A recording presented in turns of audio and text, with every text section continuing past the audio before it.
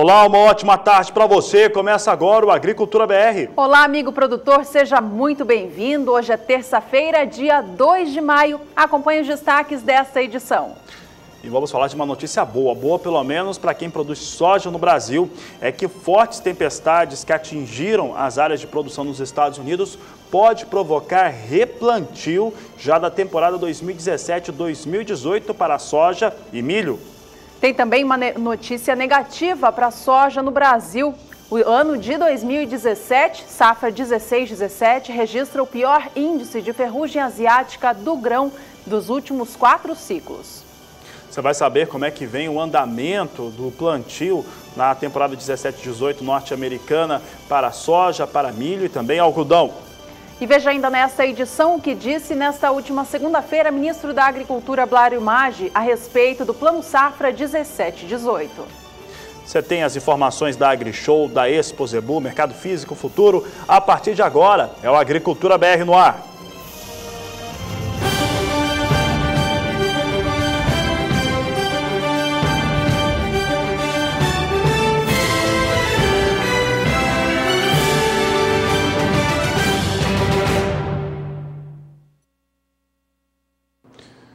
E se o produtor rural brasileiro aguardava uma oportunidade para conseguir realizar negócios que fossem mais atraentes, que fossem mais interessantes do ponto de vista da rentabilidade, pode ser que as tempestades, essa neve, até que esteve até nevasca nos Estados Unidos, pode ser que ela tenha aberto realmente uma situação melhor para a comercialização aqui no Brasil. O que aconteceu nos Estados Unidos, daqui a pouco você vai ter todos os destaques, foram fortes tempestades, neve e que para muitos produtores norte-americanos deve provocar o replantio tanto para a soja quanto para milho. Na questão do milho, o mercado norte-americano talvez não influencie tanto assim o brasileiro. Mas no caso da soja, sim. No caso da soja, isso já representa uma situação diferente para os fundos de investimento que não estavam fazendo negócios e agora eles iniciaram um procedimento de compra muito mais intenso desde essa segunda-feira por conta dessa situação climática norte-americana. O que eles estão fazendo? Tentando se garantir, através dos contratos de mercado futuro na Bolsa de Chicago, o abastecimento da oleaginosa. E mesmo que esse clima venha a se resolver nos próximos meses lá nos Estados Unidos, a verdade é que nós tínhamos no Brasil uma safra a 16-17 travada no aspecto de comercialização, pouca gente vendendo, aguardando os valores subirem. E esses valores já vinham tendo uma escalada de alta na última semana. E, consequentemente, com o Chicago subindo, como subiu nesta última segunda-feira, e também o dólar, que vai mantendo uma estabilidade muito mais para o campo positivo, ou seja, em elevação, devemos ter, sim, um destravamento da comercialização aqui no Brasil para a soja.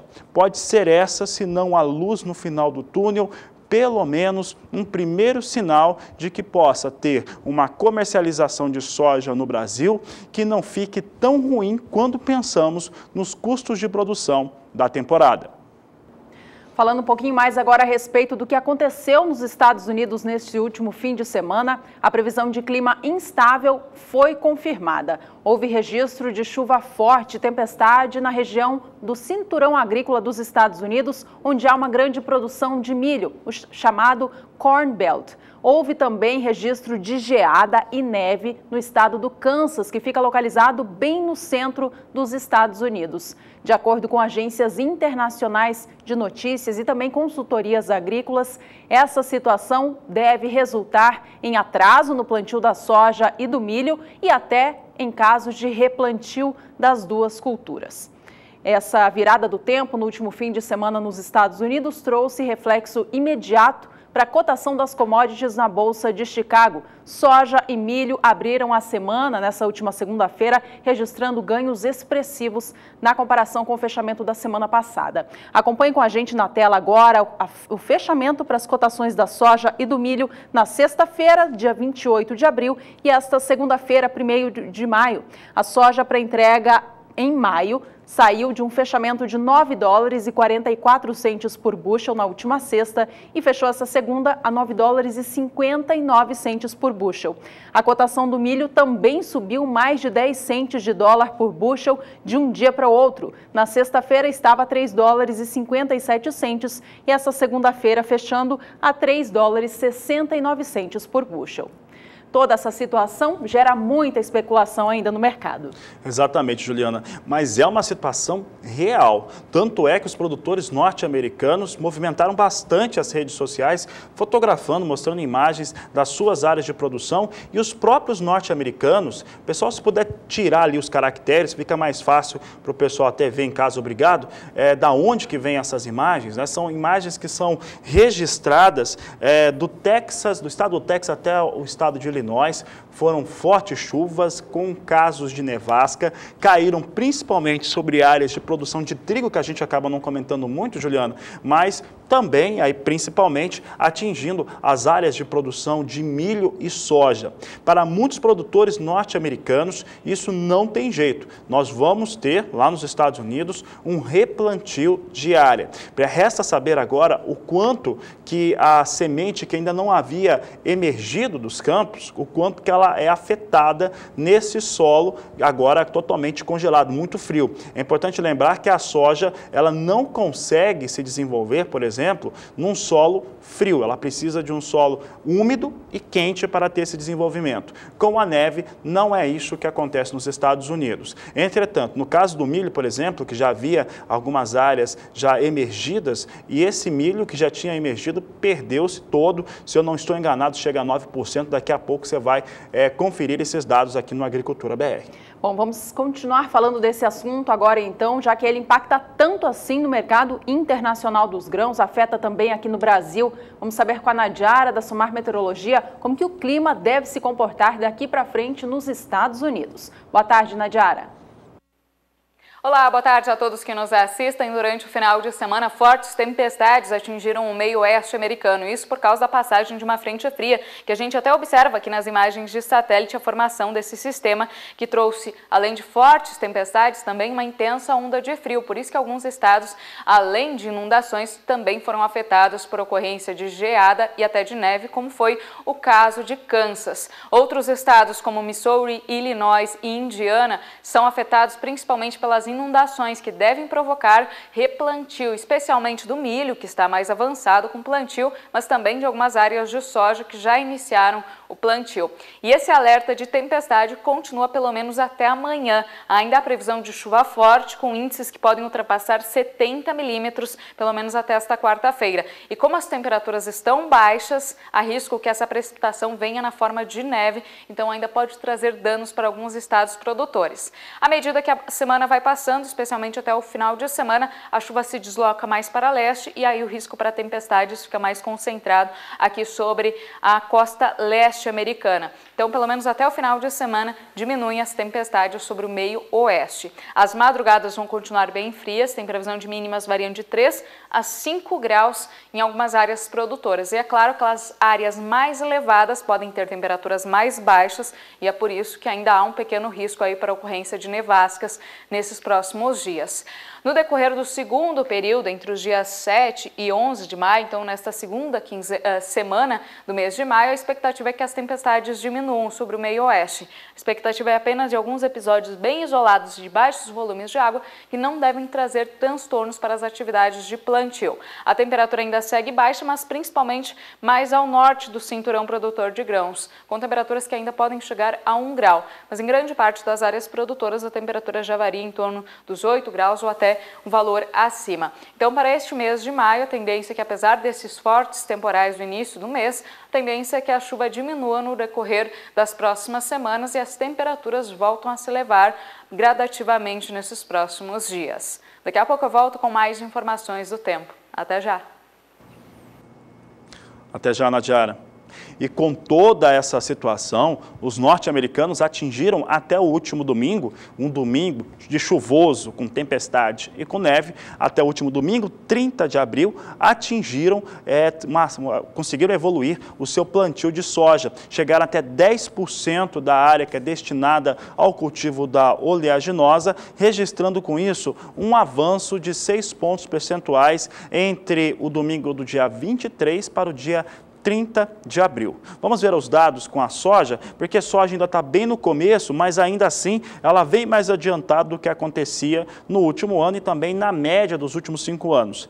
Até o dia 30 de abril de 2017, você revê os números, 10% da área de cultivo de soja nos Estados Unidos já haviam sido cultivadas. 30 de abril do ano passado estava em 7% e é importante lembrar que a área era menor nos Estados Unidos.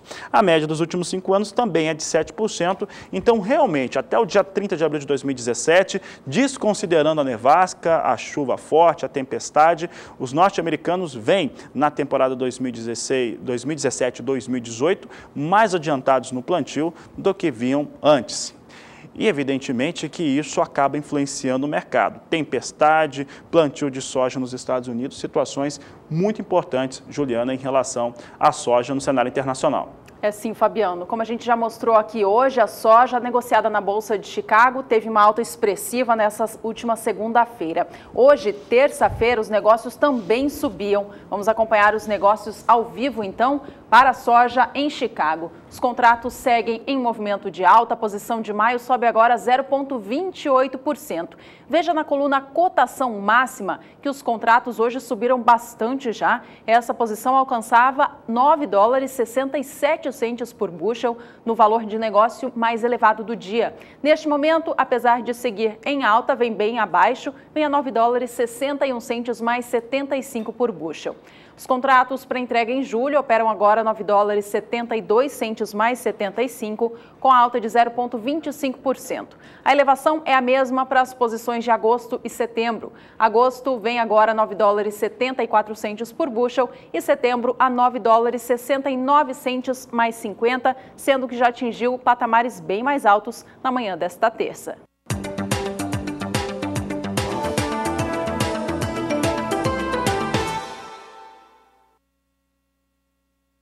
Estados Unidos conseguiu ter um bom desempenho entre os dias 23 e 30 de abril. Acontece que o final de semana contou com essa nevasca, essa forte chuva. De qualquer maneira, atingiram 34% da área a ser cultivada com milho até o último domingo, forte avanço de 17 pontos percentuais. E aí veio a neve e aí trouxe resultados negativos. Em relação ao plantio norte-americano de milho, é importante lembrar que eles vêm atrasados em relação ao desempenho do último ano, mas conseguiu igualar a média dos últimos 5 anos. É o que a Agricultura BR mostra agora. Observe que até o dia 30 de abril de 2017, são 34% da área destinada ao milho nos Estados Unidos já havia sido cultivado. No ano passado estava em 43%, portanto, bem mais avançado no ano passado. Já a média dos últimos 5 anos, entre 2012 e 2016, chega a 34%, portanto, mostra realmente como é que vem o plantio nos Estados Unidos. Trouxe uma recuperação, sim, na semana do dia 23 até o dia 30. Mas aí vem os números relacionados àquilo que emergiu, portanto, começou a aparecer já as plantas de milho lá nos Estados Unidos. E são exatamente essas que foram castigadas e provavelmente terão que ter o replantio, sim, por lá. É o que nós vamos ver agora, quanto que ela atingiu na semana encerrada no dia 30 de abril. Nós temos aqui afloramento do milho ou emersão do milho nos Estados Unidos, 9% até o dia 30 de abril. Então, podemos considerar aqui que da área norte-americana, 9% provavelmente terá que ser replantada. Esses 9% são inferiores ao que acontecia no ano passado, na mesma data, de 12%, mas já supera a média dos últimos 5 anos em 8% para o milho nos Estados Unidos em situação de afloramento. Portanto, norte-americanos já terão esse prejuízo aqui. Replantio de pelo menos 9%, quem sabe mais, em relação às áreas destinadas à produção de milho naquele país. De olho agora no mercado do milho no cenário internacional, depois de toda essa confusão do fim de semana em relação ao clima por lá. A gente já mostrou aqui hoje que os contratos para o milho negociado na Bolsa de Chicago subiram bastante na segunda-feira. Para a soja, eles continuam subindo ao longo desta terça, mas para o milho, ao contrário da oleaginosa, os negócios hoje já perdiam um pouquinho dos ganhos desta última segunda. Vamos acompanhar os negócios em tempo real para ver se o movimento do mercado continua. Ele segue assim mesmo, contratos para milho para este ano de 2017, hoje vem caindo, perdendo os ganhos desta última segunda-feira. Milho para entrega em maio opera agora $3,66 mais 25 por bushel, com baixa agora de 0,81%. Os contratos para julho caem 0,79%, são negociados a $3,74 mais 50 por bushel. A posição de setembro vem a $3,81 mais 75, com baixa de 0,77%, e dezembro caindo 0,69%, negociando o bushel do milho agora a $3,91 mais 75. Produtores do Brasil, atenção agora para as cotações da saca de 60 quilos do cereal nesta terça-feira em todo o país.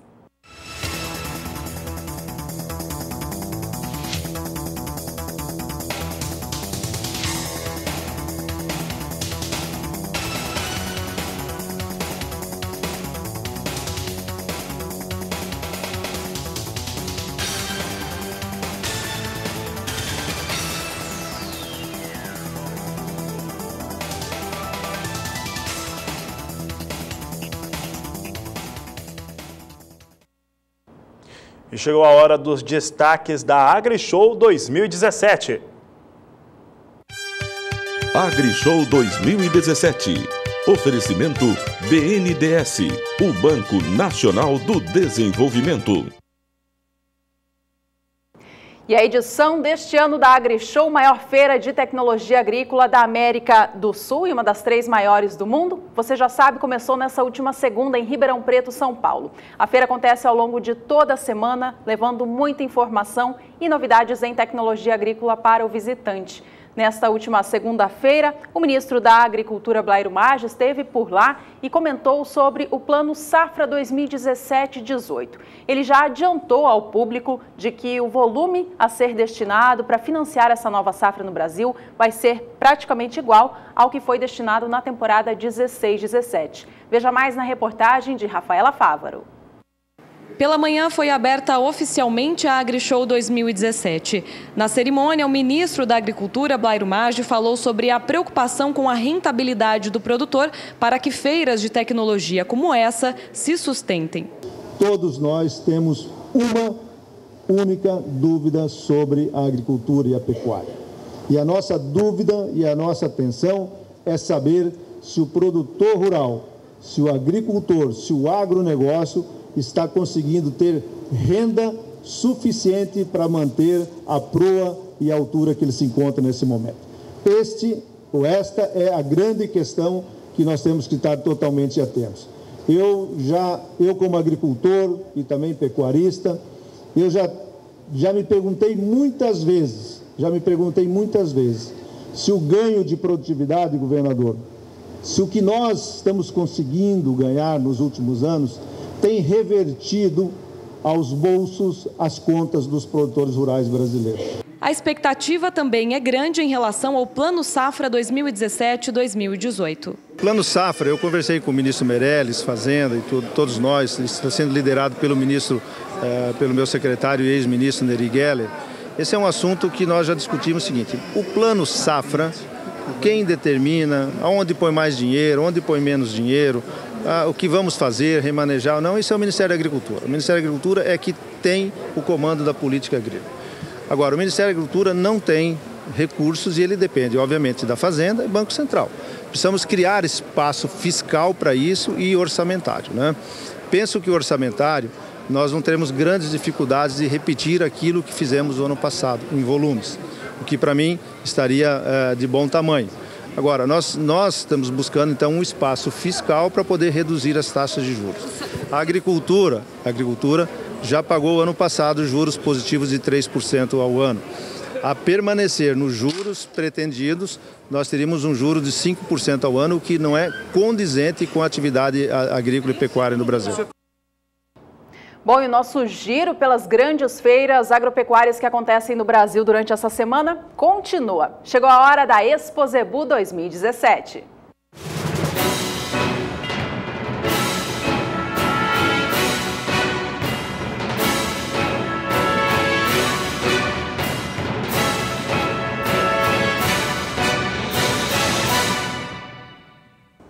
E vamos ao vivo direto ao Parque Fernando Costa, em Uberaba, Minas Gerais, onde a BCZ cedia mais uma edição da Expozebu. Está aqui o Daniel de Paula, vai trazer informações importantes na inovação tecnológica e nos avanços destinados à pecuária brasileira. Boa tarde, Daniel, seja bem-vindo.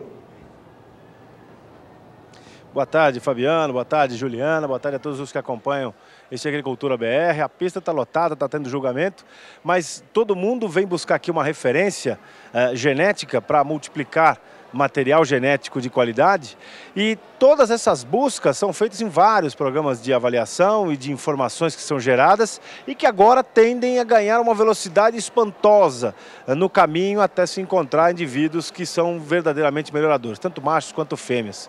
E eu estou para falar exatamente sobre isso, sobre o projeto de genoma que está entrando dentro do PMGZ, dentro a partir da BCZ. Eu estou com o diretor técnico da ABCZ, o Valdecir Marim Júnior. Todo mundo na expectativa, porque já virou uma realidade. Não é, a tecnologia deixou de ser um bicho de 7 cabeças, desde que muita gente passou a usar a inseminação artificial. Ainda tem muita coisa para acontecer, depois disso dezenas e centenas de outras tecnologias. O genoma é a bola da vez e a BCZ não podia, claro, ficar de fora. Como é que é esse projeto, Valdecir? O que vocês estão encabeçando e em que pé está essa situação? Bom dia, prazer em tê-lo aqui. Bom dia, Daniel. Bom dia a todos os amigos do canal do Boi.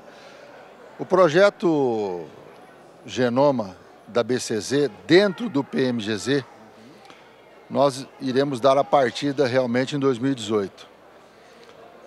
Nós tivemos, há poucos dias atrás, uma doação do banco de dados da Neogen, de todos os participantes da Neogen, ela doou o banco de dados para a BCZ, já é o início. Temos uma parceria Casoedes também, a partir de 2018, para análise dos dados. E esse projeto, ele não é um modismo, porque dentro do Zebu e dentro da pecuária, nós tivemos vários modismos a cada década. E nós estamos conscientes que isso é um projeto definitivo, não é um modismo, porque ele custa muito caro. E dentro da BCZ, como nós temos 21.500 sócios, só o ano passado, em 2016, a BCZ realizou 1.052.000 pesagens. Então esse projeto vai ser diluído, então o seu custo vai ser mais acessível a todo associado. Aliás, o benefício principal é esse, é acelerar a identificação dos animais nas características que se buscam. E esses dados que você falou, que um parceiro já te forneceu, já andou mais da metade do caminho. Agora, com aquela coleta do pelo da cauda ou do cabelo do animal, você consegue identificar isso. Esse é talvez o primeiro grande benefício, né, para você ter um avanço no melhoramento genético, Valdecir. É a informação, correto? E a BCZ também tem uma outra vantagem enorme, até em relação a outros programas de melhoramento genético, porque a BCZ ela tem 105 técnicos no campo. E isso aí agiliza muito e credencia essa coleta desse pelo chegar até o laboratório. E a DEP genômica, ela é o quê? Nós iremos acelerar o que o animal será quando ele tiver a fase adulta, correto? Ele é jovem, a partir de 60 a 90 dias, nós já vamos ter o que ele será com 4, 5, 6 anos. Baseado nessas informações. Né? Baseado nas informações genômicas. E a acurácia dele já vai ser maior. Por quê? Porque o volume de informação vai ser maior. O projeto da BCZ é sermos o maior banco genômico das raças zebuínas do mundo. Tanto que no dia 5 de maio, aqui durante a Expozebu, nós estaremos lançando e assinando o protocolo com vários países do PMGZ Internacional, aonde as DEPs genômicas serão geradas também fora do país. Isso a gente, até o Eduardo Falcão confirmou isso hoje de manhã, isso é uma referência, o Brasil é uma referência em zebu, até, olha, nós temos aqui vários indianos participando aqui da Expo Zebu, desfilando aqui e participando de vários eventos dentro da Expo Zebu, e isso é uma prova dessa referência que a BCZ e o zebu brasileiro tem, isso é muito orgulhoso, para dar um orgulho muito grande de saber da importância, da seriedade com que são tratados todos esses projetos, como o da genômica, que vai entrar definitivamente no PMGZ e vai avançar uma barbaridade. A gente ainda tem tempo para discutir sobre isso e comentar, no dia 5 nós estaremos junto nessa assinatura, e aí a gente vai poder abordar com um pouco mais de detalhes esse projeto, que realmente vai ficar todo mundo de olho. Obrigado, viu, Valdeci? Que tudo corra bem. Está maravilhosa a Expo Zebu mais uma vez. O Arnaldinho voltou aqui para o comando da coisa com tudo e realmente toda a equipe dele está de parabéns. A gente se sente bastante seguro aqui dentro. E, claro, com essas imagens aqui, não precisa nem falar muita coisa. Valeu. Eu te agradeço, Daniel, e convido a você, produtor rural, que ainda não teve a oportunidade de passar aqui na Expo Zebu, venha para cá até o dia 7. Sábado termina. Ó, essa pista aqui vai estar lotada sábado. Todas as raças terão os julgamentos dos grandes campeonatos de fêmeas e de machos no sábado, a partir de 7 horas da manhã. Está lotado de animais, todas as raças ao mesmo tempo na pista. Vai ser lindo, um colorido especial, muita qualidade. Os criadores de todas as raças reunidos aqui. Até a hora do almoço acabou tudo, então você não perde tempo não. Pega a família, vem para cá, vale a pena. E a entrada é franca aqui no Parque Fernando Costa, a meca do zebu, meu caro Fabiano. Obrigado, Daniel de Paula. Bom trabalho a você, a toda a equipe do Canal do Boi. É Expo Zebu 2017, AgriShow também. E você acompanha todos os detalhes aqui pelo Canal do Boi, pelo Agricultura BR. E a gente vai para um rápido intervalo. No próximo bloco você vai ver que o Brasil registra nesta safra o pior índice de ferrugem asiática da soja dos últimos 4 anos. E a questão do preço do milho, daqui a pouco nós vamos trazer aqui um estudo, um levantamento feito pela Agricultura BR em relação ao estado de Goiás. Nós vamos para o intervalo comercial, mas voltamos já.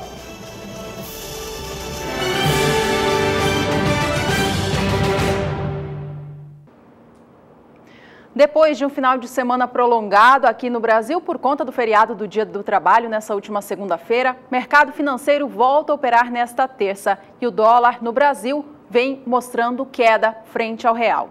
A última sexta-feira, a gente relembra que a moeda fechava a semana a R$ 3,17. Vamos acompanhar os negócios de agora, então, com a moeda norte-americana. Dólar vem caindo, neste momento cai 0,25%, frente à moeda brasileira, é cotado a R$ 3,16, mais 7.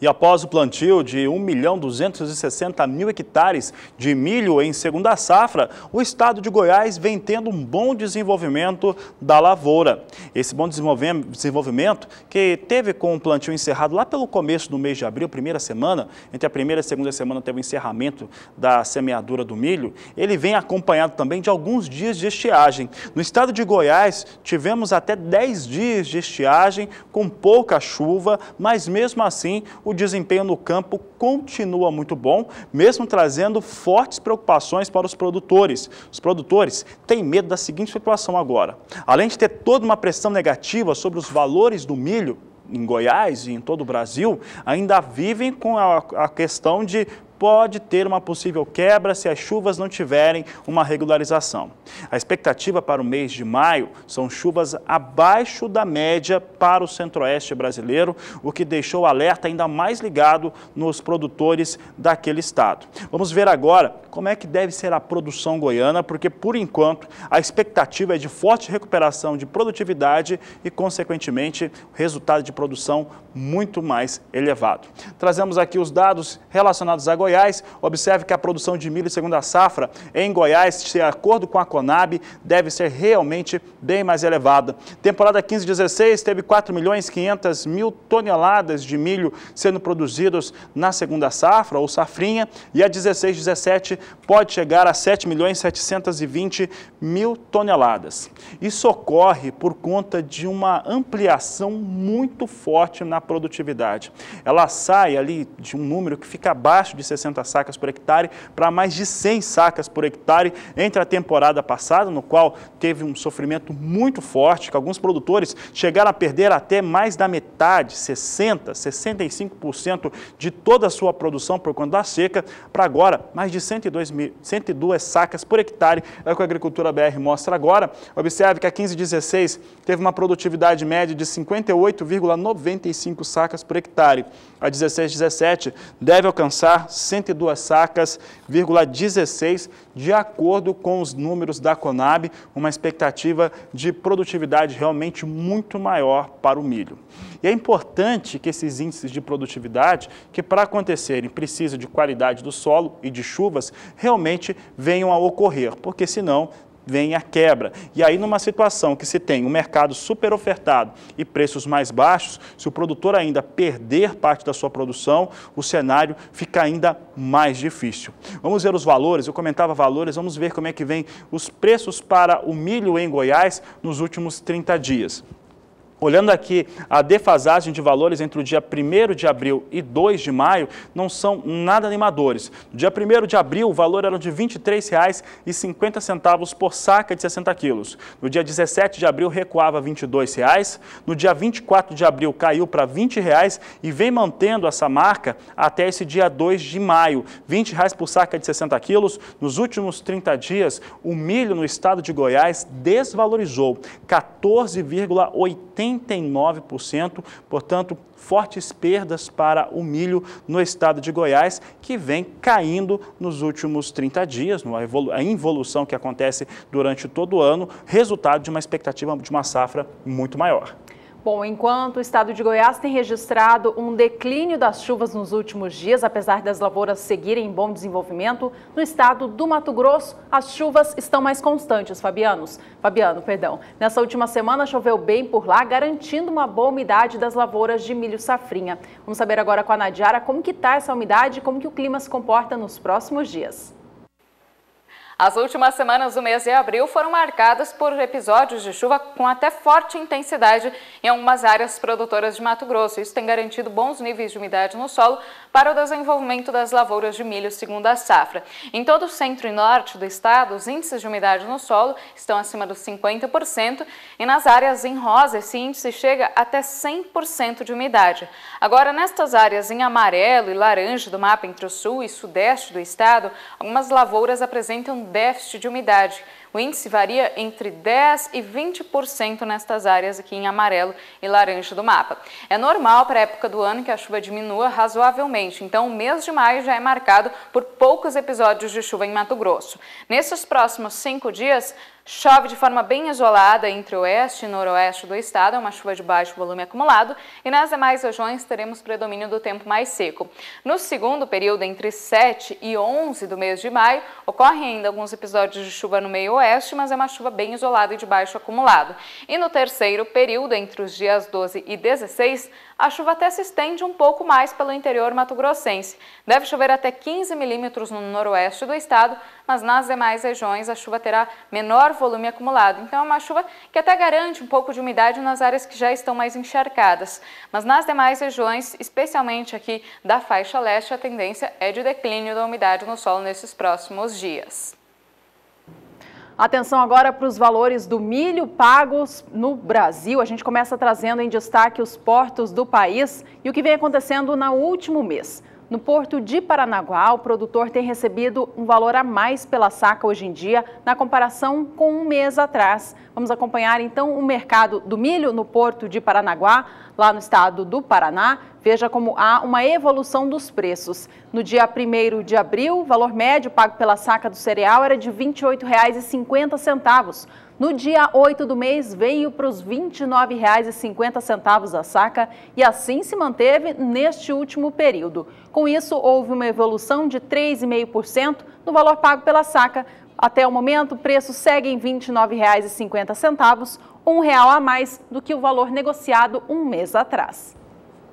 Já a média nacional, que considera os 8 principais estados produtores, tem registro de recuo nos últimos 30 dias. É o que a Agricultura BR mostra agora. Trazemos aqui a média de preços no cenário brasileiro.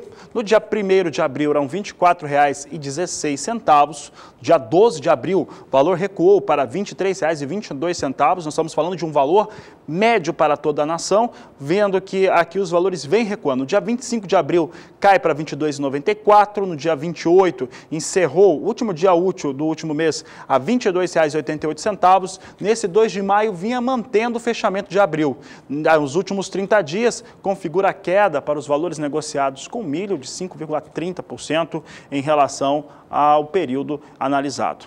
Vamos conferir agora como é que vem os negócios no mercado futuro nacional. É o que a Agricultura BR destaca agora. Trazemos aqui os destaques direto da Bolsa de São Paulo. Mais uma vez, as posições que têm alguma expressão de contratos negociados é a de mais curto prazo e também a de setembro. A de mais curto prazo vem com 1.110 contratos negociados a R$ 28,19 a saca, estável com ligeira queda de 0,07%.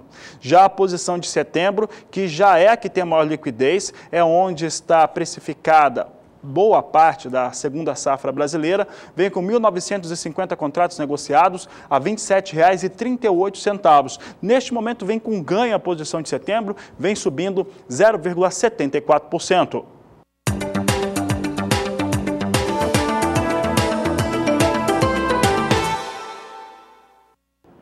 A atual safra de soja do Brasil registra até o momento 415 casos de ferrugem asiática em lavouras comerciais. O número de ocorrências já supera o volume de casos registrados nas safras 2013-2014, 14-15 e 15-16. Portanto, a safra atual, a 16-17, tem o pior índice de ferrugem nas lavouras de soja do Brasil das últimas 4 temporadas.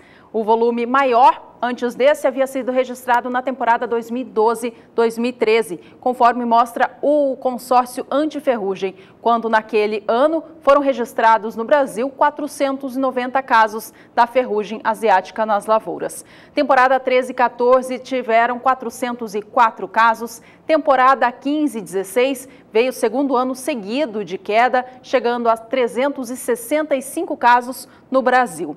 A safra passada, 15-16, houve um retorno do movimento de alta nos casos de ferrugem asiática da soja, fechando aquele ciclo com 399 casos, e a temporada atual, 16-17, contabiliza até o momento 415 casos. Pode ser que esse volume ainda cresça, uma vez que os registros continuam sendo documentados. O último foi anotado na última sexta-feira, dia 28 de abril, no município de Coxilha, no estado do Rio Grande do Sul.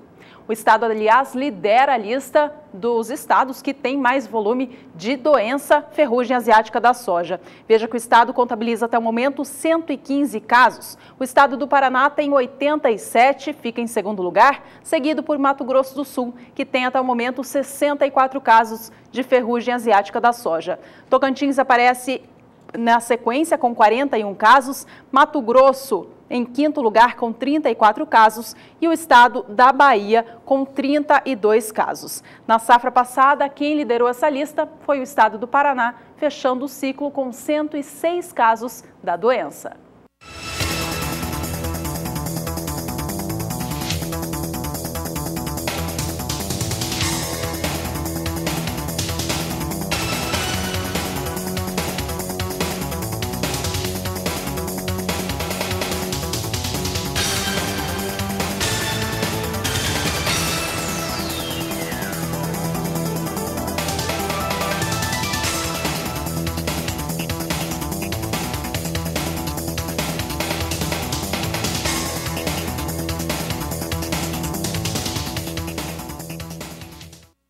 E veja no próximo bloco como deve ser o calendário de colheita da safra de café do Brasil nesse ano de 2017. A expectativa é de que mais da metade da colheita aconteça entre os meses de junho e julho.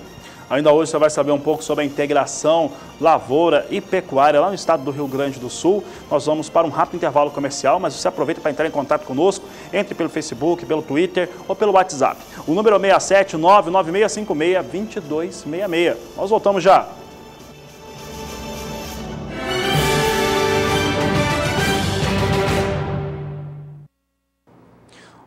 E o Agricultura BR destaca agora a elevação dos custos de produção no estado do Rio Grande do Sul. Em praticamente todas as áreas de produção, os custos têm se elevado e, de acordo com a Federação da Agricultura do Estado, foi isso que ocorreu mais uma vez durante o mês de março. Isso vem de encontro exatamente no momento em que o valor dos produtos, das culturas, eles vem caindo. Mais do que isso, ainda teve as questões ligadas ao Fundo Rural. Você vai ver agora uma reportagem da Annelise Nicolodi que mostra o cenário econômico em relação à produção gaúcha. É difícil imaginar por que a redução de preços de bens e serviços pode ser ruim para a economia. Mas as causas e consequências da deflação explicam o problema. Se a inflação é um aumento contínuo e generalizado de preços, a deflação é o contrário, é uma queda de preços, né? Nesse sentido, a gente se pega de surpresa no sentido de dizer, por que a gente fica preocupado com a deflação? Deflação é para preocupar, porque em momentos de crise, em momentos de recessão econômica, a deflação demonstra essa capacidade produtiva que não está sendo absorvida pelo mercado. Um exemplo bem simples, há um recesso da demanda, ou seja, os consumidores deixam de comprar e os ofertantes, os produtores de bens, né, seja produtos ou serviços, têm que diminuir o preço para manter o seu equilíbrio, para não ter prejuízo. Então ocorre o quê? Uma diminuição de preços para que as empresas possam ter os resultados, né, positivos no final. Pois caso isso não ocorra, elas têm que diminuir o seu ritmo de produção e, consequentemente, demitir os seus funcionários. Como as empresas não conseguem vender como antes, mesmo a preços menores, o faturamento e o lucro também acabam reduzidos. O processo de deflação ainda pode ser iniciado ou agravado pela baixa oferta de moeda. Quer dizer, falta dinheiro em circulação, seja por causa dos juros altos que tornam o crédito proibitivo, seja pela falta de investimentos. Em momentos de incerteza, em momentos de crise, né, tanto econômica quanto política, é natural que as pessoas, né, que oferem renda, como é o caso agora dos agricultores, tem um certo cuidado, uma certa parcimônia na hora de realizar seus investimentos. O que eu quero dizer com isso? Que possivelmente também uma parte desses investimentos, né, que eventualmente os agricultores queiram fazer, talvez eles protelem, né, até se resolver essas questões de cunho econômico, né. Então, é claro, temos que comemorar a boa safra, né, mas, por outro lado, do ponto de vista econômico, pode ser, né, pelo menos é o que a tendência aponta, que as pessoas irão segurar os seus gastos, né, exatamente porque não sabem quais são os desdobramentos, né, e qual é a profundidade também e a longevidade dessa crise que aí está. Essa bola de neve costuma afetar todos os setores da economia, do agricultor aos fabricantes de eletrodomésticos, além de abalar a própria estrutura social. Nesse momento, né, a própria Fundação Getúlio Vargas, ela define alguns setores que estão tendo um maior impacto com a deflação em razão da queda dos preços. Por exemplo, o setor de produtos agropecuários no atacado, os itens industriais, ou seja, dos produtos industriais, o próprio Índice Nacional de Custos do setor da construção civil demonstra uma queda nos seus preços. Então, esses setores acabam então sendo impactados nesse momento mais forte com a deflação. E, inclusive, a estrutura social também. Pois bem, a gente fala que do agricultor ao empresário, quando tem deflação, eles acabam sofrendo o quê? Uma pressão para ajuste, né, dentro dos seus custos para se manter no mercado, e a estrutura social, que a gente diz, a perda de emprego e, com isso, a diminuição na renda do trabalhador, que acaba afetando o quê? As classes mais, os trabalhadores mais pobres, mais assalariados, quando ocorre a deflação. Em nenhum momento a deflação ela pode ser vista como algo positivo quando ela está associada a essa questão de uma queda de preço ou tem outros fatores dentro da economia. Por exemplo, quando ocorre uma diminuição do fluxo de moeda, ou seja, a baixa circulação de dinheiro na economia, ou seja, por juros altos, ou seja, pela capacidade de investimento das empresas estar muito baixa, ou seja, pelo o consumo, né, uma diminuição do consumo, isso também causa deflação.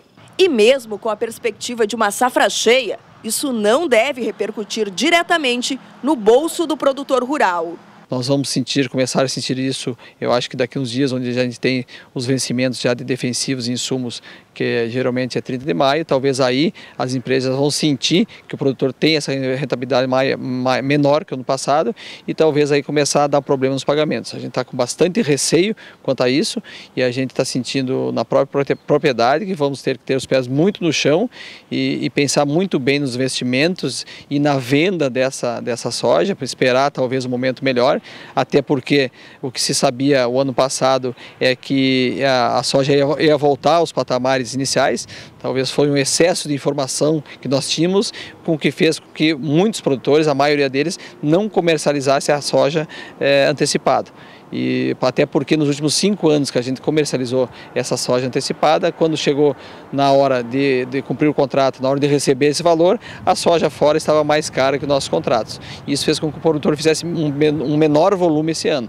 E a gente vai esperar aí que ou o dólar ou Chicago tenha uma reação para que o produtor não tenha prejuízo, mesmo com os armazéns cheios. O acumulado dos 3 primeiros meses do ano registra queda de 10,5% no índice de inflação dos preços recebidos pelos produtores rurais. Em 12 meses, o resultado é uma retração de 7,03%, conforme o relatório dos índices de inflação divulgado pela Farsul. A taxa de câmbio é a principal responsável pelo resultado. Somente no mês de março, o índice de inflação de preços recebidos pelo produtor rural fechou em menos 5,13%. O arroz, o milho e a soja foram os principais influenciadores do índice. O resultado segue caminho oposto ao do IPCA Alimentos, que registra alta de 0,96% no acumulado do ano e 4,04% nos últimos 12 meses. Os números confirmam, mais uma vez, não haver relação entre o preço do campo e das prateleiras, pelo menos em curto prazo. Determinados grupos dos produtores teve queda, mas, por exemplo, o grupo dos alimentos, o grupo da saúde, o grupo do lazer, passagens aéreas se elevaram, teve aumento. Então, há um encontro de preços que têm uma elevação e outros que têm uma queda. Realmente, isso que tu pergunta acontece no dia a dia, no cotidiano dos consumidores. E está chegando o período da entrada de uma das principais safras do Brasil. É hora de falar do café.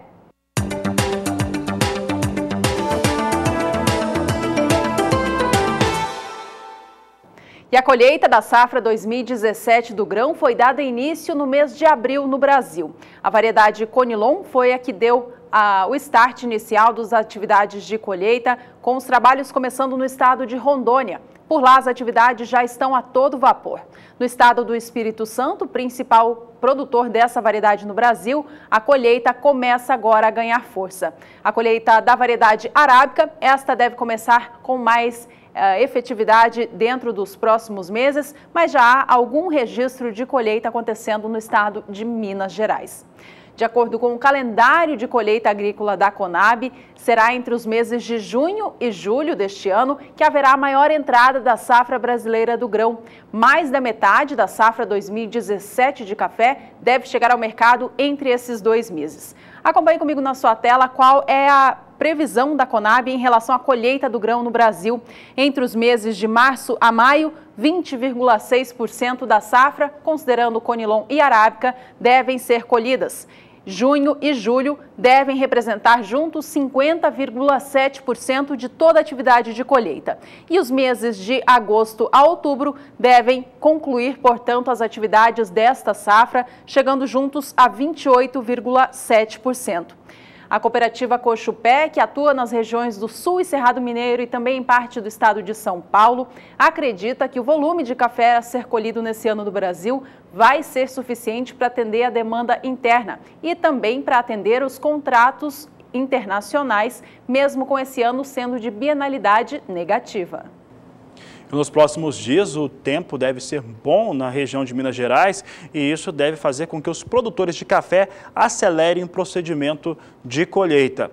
É importante lembrar também que os produtores rurais estão se preparando. É um momento de produção um pouco menor por conta dessa bienalidade negativa. E a Nadiara Pereira vai falar agora como é que fica a previsão para os próximos dias para quem está no campo trabalhando na atividade de colheita. Nadiara. Nos últimos dias, a passagem de uma frente fria voltou a espalhar chuvas pelo interior do Sudeste, mas de uma forma geral, os maiores volumes de água atingiram o estado de São Paulo e também as áreas produtoras de café do Sul e algumas áreas do Cerrado Mineiro. O índice de umidade no solo está mais elevado nesta área em azul do mapa, onde ultrapassa os 70%. Mas o Norte Mineiro ainda está em situação crítica, principalmente em áreas de pecuária. O índice de umidade no solo chega a apenas 10% em algumas cidades. Agora, para os próximos dias, não tem previsão para episódios fortes de chuva, especialmente nas áreas produtoras de café. O volume de água deve variar de 5 a 15 milímetros, então é uma chuva de baixo acumulado que não deve trazer transtornos para as lavouras, mas em algumas áreas já é suficiente para manter os índices que estão altos. Agora, no segundo período, entre os dias 7 e 11 do mês de maio, o tempo seco ganha força no interior do Sudeste e deve predominar em praticamente todo o estado de Minas Gerais. Ocorrem algumas pancadas bem isoladas de baixos acumulados apenas no extremo leste mineiro, mas nas principais áreas produtoras de café que fazem divisa com o estado de São Paulo, a previsão é de tempo bastante firme. E no terceiro período, entre os dias 12 e 16 do mês de maio, a chuva retorna para algumas áreas produtoras, especialmente aqui do sul mineiro, mas é uma chuva de baixo volume acumulado, que não deve trazer transtornos para as atividades no campo e também não impacta muito na umidade no solo. Daqui a pouco eu volto com mais informações do tempo. Até já! E a gente segue falando de café por aqui. Vamos agora às informações de mercado. Vamos falar sobre o preço do café arábica no Brasil, que vinha em uma sequência de quedas, mas que registrou ganhos expressivos nessa última segunda-feira. É o que mostra o CPEA, então, e a apuração feita nestes últimos dias. O ganho, eu me corrijo aqui, não foi na segunda foi feriado, foi na última sexta-feira, dia 28 de abril. Valor da saca de 60 quilos do grão, tomando como base o café arábica tipo 6, classificação bebida dura para melhor, fechou o dia a R$ 457,68, conforme a negociação no estado de São Paulo. A alta no dia foi de 1,25%, mas que no acumulado do mês de abril acabou fechando em saldo negativo. A queda no mês em relação ao mês anterior foi de 3,7%. Já em Nova York, o café arábica tem registrado quedas mais fortes por conta do cenário internacional, principalmente de estoques norte-americanos mais elevados, considerados os maiores desde 1994. Vamos saber como é que vem o café arábica, vem mais uma vez em queda. Observe que a posição de mais curto prazo já tem piso de $1,30, mas vem com queda hoje de 0,63% a $1,32 mais 75 por libra-peso. Julho vem com recuo de 0,55%. $1,35 a libra-peso. Setembro perde 0,5%, vem a $1,37 mais 45. E dezembro vem com $1,41 por libra-peso, recuo de 0,49%. São as posições negociadas com café arábica em Nova York.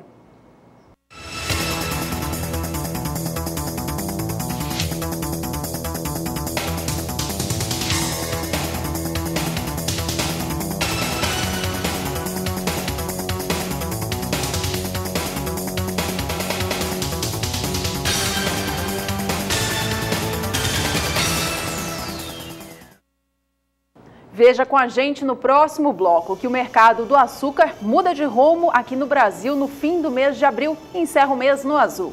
Você vai ver também uma nova técnica de manejo que ajuda a afastar os insetos dos pomares de laranja. Daqui a pouco no Agricultura BR.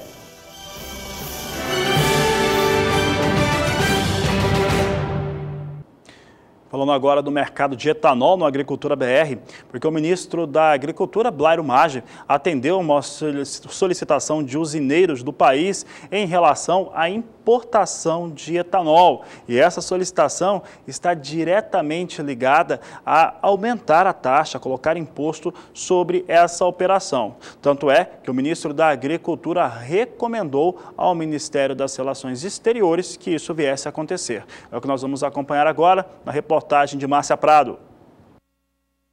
O pedido de imposto de importação para o etanol foi feito por usinas brasileiras, preocupadas com a alta nas importações do biocombustível dos Estados Unidos. As compras de etanol americano cresceram 5 vezes no primeiro trimestre, batendo um recorde com a soma de 720 milhões de litros no período. O Conselho de 7 ministros não tem um prazo definido para analisar a recomendação do Ministério da Agricultura, mas tem uma reunião marcada já na semana que vem. O Brasil é o principal mercado para as exportações de etanol de milho dos Estados Unidos, que já ameaçaram retaliação caso essa importação seja mesmo taxada. Márcia Prado para o SBA. O mercado do açúcar cristal no Brasil operou em movimento de baixa durante boa parte do mês de abril, acompanhando o movimento de queda que vinha sendo anotado no país desde novembro do ano passado. Considerando o valor da saca de 50 quilos do açúcar cristal negociado no Porto de Santos, a cotação veio caindo. Na média mensal de novembro era de R$ 95,38. Para o mês de dezembro, caiu para casa dos R$ 89,00 a saca e em janeiro para R$ 86,00. No mês de fevereiro, nova baixa foi anotada. Na média, cotação da saca do açúcar ficou em R$ 81,84. Março teve o mesmo movimento, fechando o mês a R$ 76,73 e abril encerrou com nova baixa, a R$ 73,18 pela saca de 50 quilos do açúcar negociado no Porto de Santos. Os últimos dias do mês de abril, no entanto, foram marcados por uma mudança de rumo no comportamento do mercado, que passou de movimento de queda para um movimento de alta mais intensa no fim do mês, resultando em um mês de abril que encerrou no azul. Veja que o mês começou com o valor da saca negociada no dia 3 a R$ 73,33. No dia 6, seguia o movimento de baixa, encerrando o dia R$ 72,24. E no dia 18, mantendo esse mesmo patamar, no dia fechava R$ 72,30 a saca. A última dezena do mês de abril foi quando houve o ganho para o mercado do açúcar cristal. No dia 26, foram registrados os preços de R$ 73,68 e no último dia útil do mês, última sexta-feira, dia 28, o valor veio para R$ 74,46 a saca, fechando, portanto, o mês com cotação positiva na comparação com o mês todo. Para essa época do ano, a tendência seria de queda nos valores do açúcar cristal mesmo, porque há a entrada da nova safra de cana-de-açúcar, ou seja, o que traz uma maior disponibilidade do produto no mercado interno do país. Porém, os números divulgados pela única União da Indústria da Cana-de-Açúcar na semana passada mostrou que na primeira quinzena da nova safra da cana no país, temporada 17-18, que entrou em vigor no dia 1º de abril, o volume de açúcar produzido pelas usinas da região centro-sul do país não alcançou nem metade do que o Brasil produziu nessa mesma época do ano passado. Esse volume menor de produção de açúcar, portanto, nesses últimos dias, deve ter sido motivador da elevação dos preços na última semana. Por aqui, o Agricultura BR traz agora a participação do telespectador no programa, no quadro Somos Todos Produtores. E olha, nesta última segunda-feira, o Agricultura BR trouxe a informação, trouxe entrevistas importantes a respeito do Fundo Rural. Nesta última segunda-feira, o destaque da edição do meio-dia, ao vivo, foram entrevistas, como a entrevista feita com o advogado tributarista Marcelo Vieira, que falou sobre os desdobramentos e ainda o que pode acontecer em relação à decisão do STF. Trouxe também o ministro Blairo Maggi, que fez uma afirmação extremamente importante, que o produtor rural pode quebrar com o Fundo Rural na situação hoje que existe no Brasil.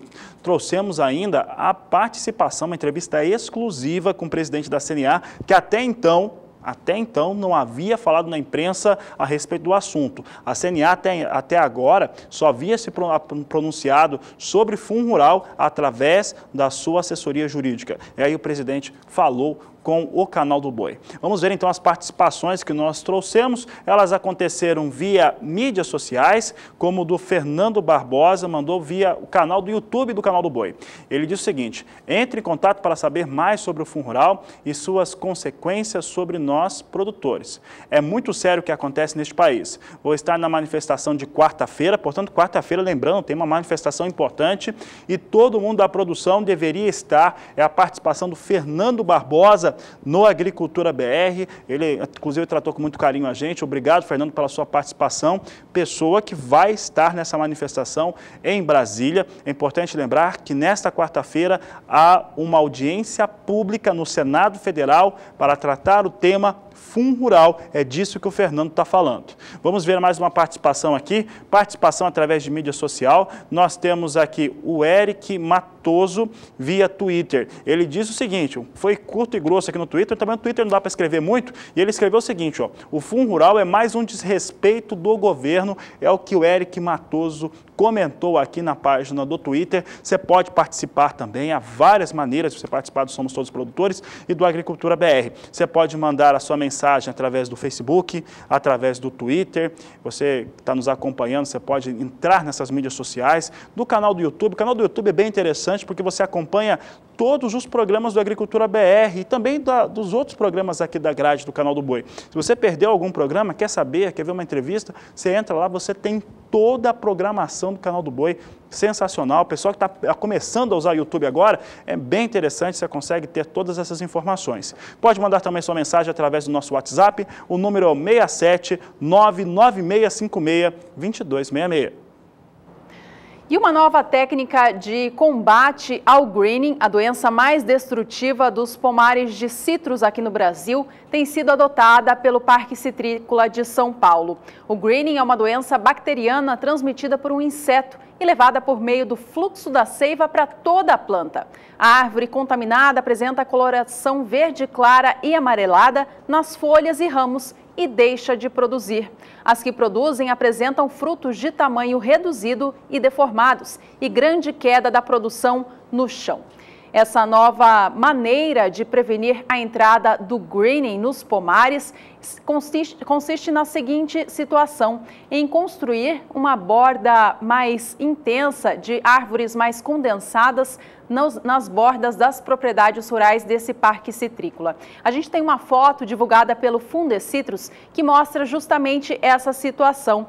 O novo método para prevenir a entrada do inseto consiste, portanto, em fazer essa barreira na borda das propriedades através do plantio de uma linha mais adensada de árvores. A gente pode ver na tela ali a borda mostrando essa linha com uma concentração mais forte de árvores. Isso vai impedir a entrada do inseto para a área central do pomar. Os estudos mostram que quando o inseto voa de um pomar para outro, ele aterriza nas primeiras plantas de citros que encontra. Consequentemente, é nessa região que se concentram as plantas com sintomas do greening. Se por um lado a área de borda é a mais sacrificada, por outro permite um controle mais rigoroso do inseto na área, com o uso de inseticidas, e assim impede a disseminação da doença na fazenda. Mais detalhes sobre essa nova técnica de manejo está sendo divulgada e propagada pelo Fundecitrus, você encontra no site da entidade. O endereço é fundecitrus.com.br.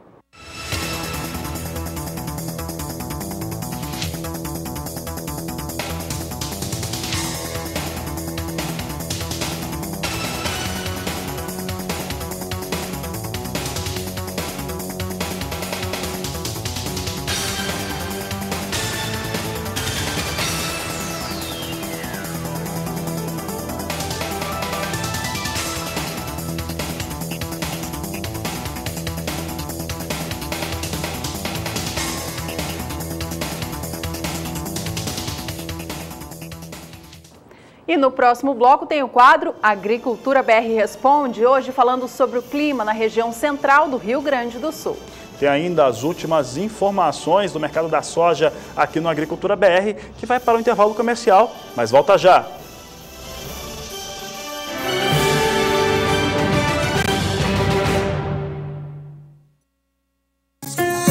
Nada se perde com o tempo quando compartilhamos aquilo que sabemos, irrigar as sementes do conhecimento para germinar as inovações e colher os frutos dos avanços no agronegócio. A AgroBrasília completa 10 anos, transmitindo conhecimento e inovações tecnológicas para a agricultura familiar e empresarial, além de financiamentos e palestras. AgroBrasília 2017. Participe. Entrada franca. Amigos produtores rurais, vocês como eu, que não estão satisfeitos com tudo que vem ocorrendo no Brasil, vem aqui fazer uma convocação para que todos nós participemos dia 3, às 9 horas, no Senado Federal, numa reunião onde estará presente a Frente Parlamentar da Agricultura, todas as lideranças nacionais, em busca de uma solução para o famigerado Fundo Rural. Gostaria de lembrar também que a nossa manifestação continuará pelos dias 4, 5 e 6 na esplanada dos ministérios. Conto com todos e até Brasília. Todos os domingos, às 20 horas, a Leiloboi tem um compromisso com o amigo pecuarista. Leilão Leiloboi Virtual de Corte. Oferta de machos e fêmeas Nelore e cruzamento industrial para cria, recria e engorda. Temos uma equipe capacitada que vai até sua fazenda, identifica e aparta seus lotes. Agende-se e filme seu gado. Entre em contato através do telefone 67 3342 4113. Realização Leiloboi. Transmissão Canal do Boi.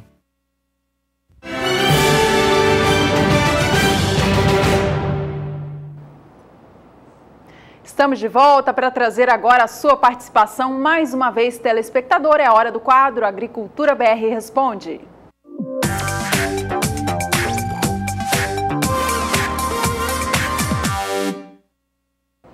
E a participação de hoje vem do interior do estado do Rio Grande do Sul. Vamos ver quem que está participando conosco nesta terça-feira. É o Alexandre Dalinogari, de Nova Esperança do Sul, no Rio Grande do Sul. E ele quer saber o seguinte: gostaria de saber qual é a previsão do tempo para outubro no centro do estado do Rio Grande do Sul. Quem responde é a Nadiara Pereira. Respondendo ao nosso telespectador de Nova Esperança do Sul, no Rio Grande do Sul, a expectativa é que os próximos meses sejam um pouco mais úmidos sobre o Rio Grande do Sul, por conta de um aquecimento das águas do Oceano Pacífico Central e uma possível formação de El Niño para o segundo semestre de 2017. Então a tendência é que esse final de outono e inverno já sejam mais úmidos e possivelmente a próxima primavera também. Então para o mês de outubro, a tendência é que as chuvas sejam um pouco mais frequentes e com volumes mais expressivos. No entanto, neste ano, a expectativa é que o El Niño não seja tão intenso e persistente como o que ocorreu entre 2015 e 2016. Então, os impactos não serão tão grandes no Rio Grande do Sul. Não há risco para extremos tão fortes de precipitação. Então, a chuva em alguns momentos pode até atrapalhar as atividades, especialmente de colheita das culturas de inverno e de plantio das culturas de verão, mas não teremos extremos tão chuvosos e por isso o risco para transtornos é um pouco menor durante a primavera. E como a tendência para os próximos períodos já é de tempo mais úmido, a gente vai acompanhar que nesses próximos dias já há expectativa de chuva bastante frequente sobre o Rio Grande do Sul. Neste período que vai até o dia 6 agora do mês de maio, a expectativa é que a chuva fique um pouco mais concentrada aqui sobre o oeste gaúcho, com volumes de até 30 milímetros nas áreas mais atingidas. Sobre a área central, na região de Nova Esperança do Sul, expectativa de uma chuva bem mais isolado e de baixo acumulado. Na segunda semana do mês de maio, a chuva volta a se intensificar e ficar mais abrangente sobre o Rio Grande do Sul. Do dia 7 ao dia 11 de maio, são esperadas chuvas de mais de 50 milímetros em boa parte do interior gaúcho. E com essa expectativa de chuvas mais frequentes, um outono, inverno mais úmido, também diminui um pouco de risco de frio extremo. É claro que durante o inverno teremos a entrada de ondas de frio sobre o Rio Grande do Sul, mas a expectativa é que elas não sejam tão duradouras e frequentes como em um inverno normal. Hoje eu encerro por aqui minha participação e eu volto amanhã com mais informações do tempo na Agricultura BR. Até mais! Até mais, Nadiara. Esse foi o quadro Agricultura BR Responde.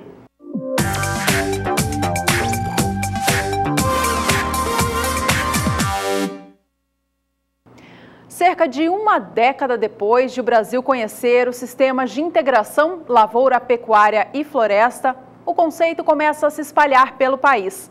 E ainda pode ser a alternativa para o Brasil produzir mais e, ao mesmo tempo, preservar o meio ambiente. Acompanhe na reportagem de Annelise Nicolodi. A estratégia que une 2 ou 3 atividades em uma mesma área seduz um número cada vez maior de produtores. A integração lavoura-pecuária tem no Rio Grande do Sul um dos estados onde mais cresce esse sistema. A experiência do produtor Ivonei Librelotto tornou a propriedade em Boa Vista das Missões, no norte do estado, referência em sistemas de produção de grãos e engorda de bovinos. A fazenda virou modelo de sustentabilidade ambiental, econômica e social. A pesquisa tem sido unânime que é a principal ferramenta aí para a agricultura do futuro. O que aconteceu há 40 anos atrás com o sistema plantio direto está acontecendo com o sistema integração lavoura-pecuária.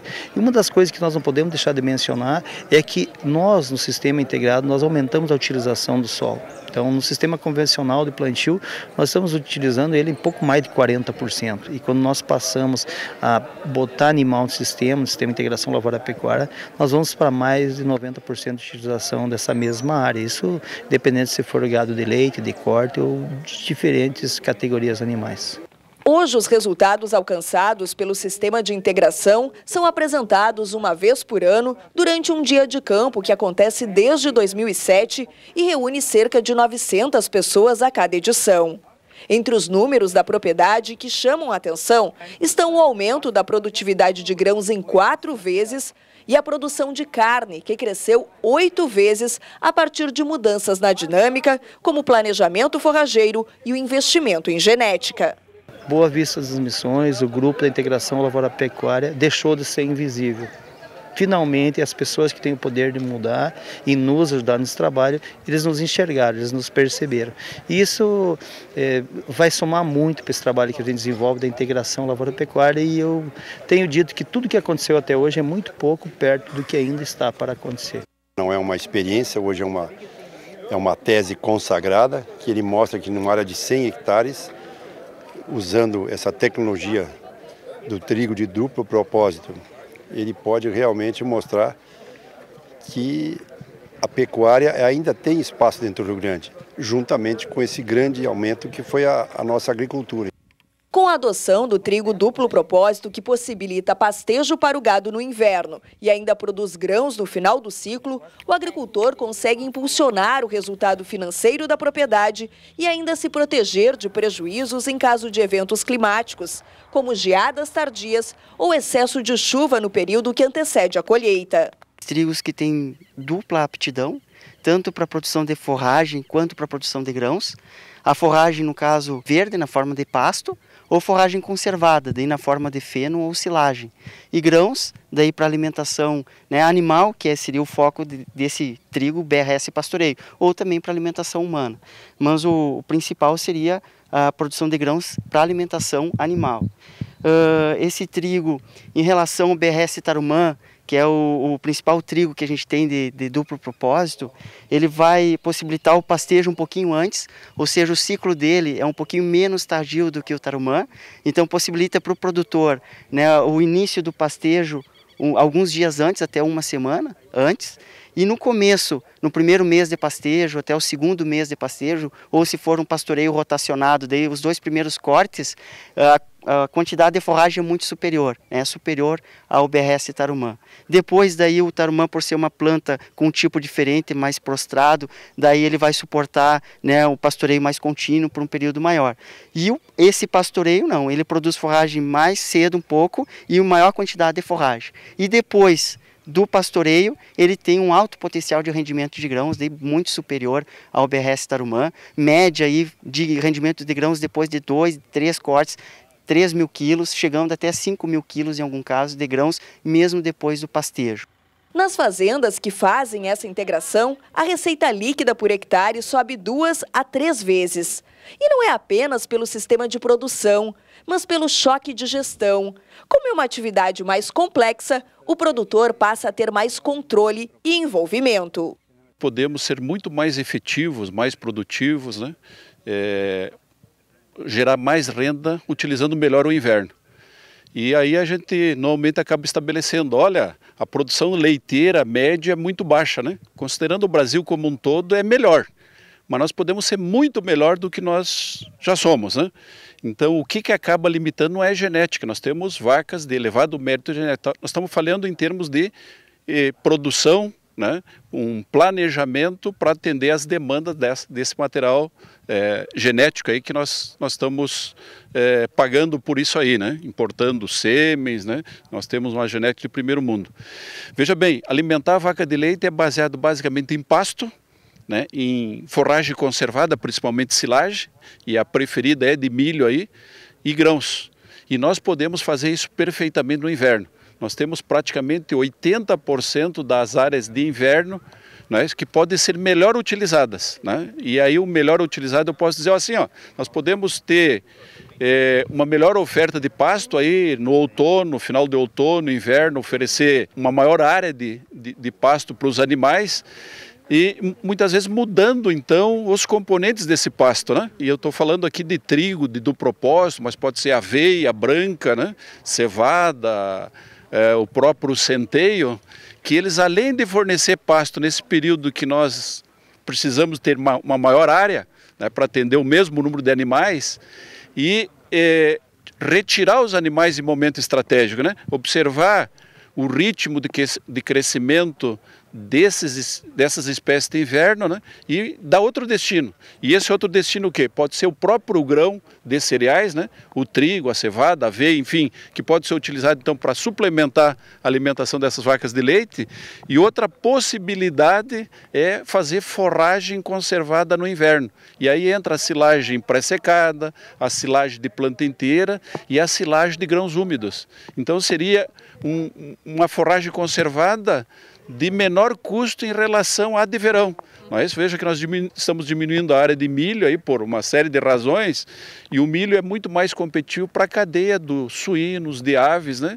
Tá certo? Então, o gado de leite, o gado de corte, poderiam, né, ter como prioridade, então, utilizar essa abundância de oportunidade que nós temos no inverno. Então, resumindo, eu vou ter mais pasto, tá certo? Derivando um pouquinho, ó, em vez de só aveia e azevém, por que não cevada, trigo, aveia, né? Visando o quê? Visando uma segunda colheita que pode ser esse grão utilizado dentro da própria propriedade. Daí é a razão dos sistemas integrados, né? Integração, lavoura, pecuária. E quando a gente pensa em leite, em gado de corte, nós temos que estar também preocupado com o ambiente, né? Ambiência, regular a temperatura, oferecer oportunidade de sombra para os animais, e aí entra o outro componente, né? Em vez de ser da lavoura, a pecuária, mas pensar em termos de ambiência, aí entra o componente florestal. Muitas vezes a arborização de pastagem ou até sistemas bem planejados, que eu viso, por exemplo, uma produção não só de energia, mas também de madeira aí, né? E muitas vezes eu tenho que planejar isso para chegar uma árvore, né, em condições de ser industrializado com eficiência, muitas vezes tem que planejar para 25 anos. E muitas vezes nós estamos com dificuldade de planejar para 1 ano, né? Tá certo? Então esses sistemas integrados. Está aí a reportagem de Annelise Nicolotti falando a respeito da integração lavoura-pecuária e principalmente as situações de produção que servem, né, tanto para a produção para consumo humano quanto para o consumo animais. Cada vez mais o produtor rural encara a integração como uma grande possibilidade e a grande saída para melhorar a sua rentabilidade. A Agricultura BR está nos minutos finais. A gente mostra para você agora a soja negociada em Chicago, que hoje vinha subindo, assim como nessa última segunda-feira, por conta de tempestades nos Estados Unidos. Esse último final de semana teve tempestade e até nevou em algumas regiões produtoras, que deve gerar a necessidade de replantio da soja em algumas regiões. Soja, neste momento, já mudou o rumo dos negócios. Hoje mais cedo subia, agora já vem em cenário negativo. A posição de maio cai agora 0,33%, vem negociada a $9,55 por bushel. Julho vem a $9,66, queda de 0,41%. Posição de agosto cai 0,36%. Negocia agora o bushel do grão a $9,68 e setembro a $9,63 por bushel, queda de 0,33%. Você acompanha conosco agora como é que vem os negócios com dólar comercial no Brasil. Temos aqui a moeda norte-americana agora em compasso de queda. 0,18% de recuo para o dólar comercial, vem a R$ 3,16, mais 9 a moeda norte-americana, portanto, em queda no país e aumentando essa queda neste momento. E a finalização do dia dos negócios com câmbio aqui no país você acompanha na terceira edição do programa, que começa às 5h20 pelo horário de Brasília. Por agora, obrigada pela companhia e até a próxima. Este é o Agricultura BR. A inteligência e a transparência do agronegócio sempre com você. A todos uma ótima tarde e até mais.